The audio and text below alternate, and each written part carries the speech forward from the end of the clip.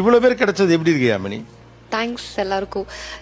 நான் அது ஓகே, இது பெரிய இதெல்லாம் மீன் ஆப்வியஸா என்னை விட எல்லாருமே நிறைய பார்த்துருப்பாங்க லைஃப்ல. இது பெரிய பெரிய விஷயம்லாம் இல்லதான். எனக்கு